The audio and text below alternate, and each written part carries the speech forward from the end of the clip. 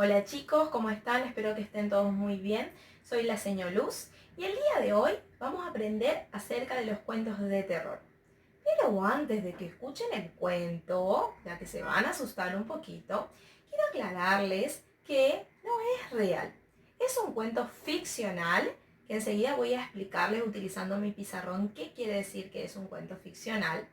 Y tenemos que tener en cuenta que la autora utiliza elementos que a los seres humanos pueden llegar a darle miedo, como por ejemplo ambientes oscuros, tormentas, hechos sobrenaturales, seres fantasmales. Entonces, obviamente vamos a encontrarnos una historia terrorífica que en algún momento nos va a producir mucho miedo, pero no asustarnos demasiado.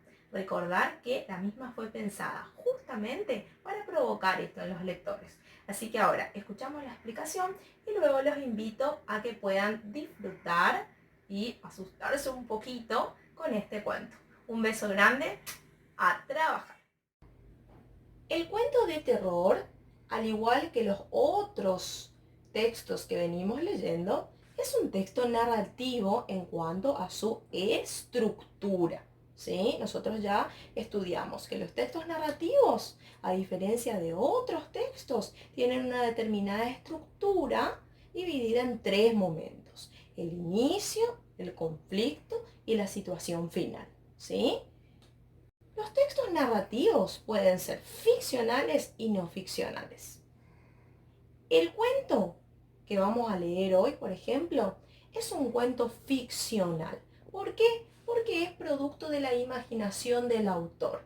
Si bien la autora utiliza algunos elementos de la vida real, que ya se van a dar cuenta cuáles son, también hay cosas ficcionales que no pueden ocurrir en la vida real.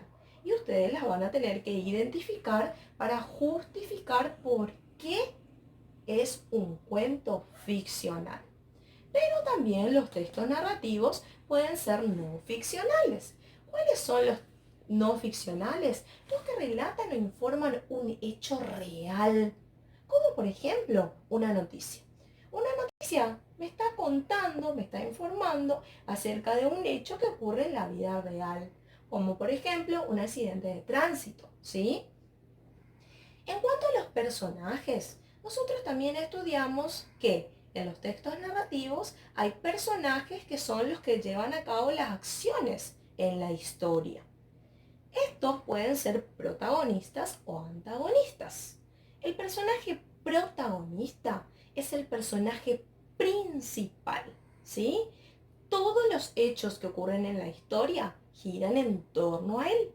Y el antagonista es el que se opone a las acciones del personaje principal.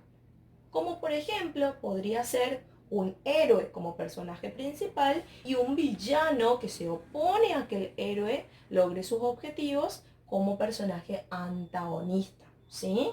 El personaje principal por lo general es con el que el lector empatiza, ya que es el personaje con características buenas, el que va desarrollando los hechos en la historia, y de una forma u otra llegamos a entender el porqué de sus acciones cuando leemos el cuento, ¿sí?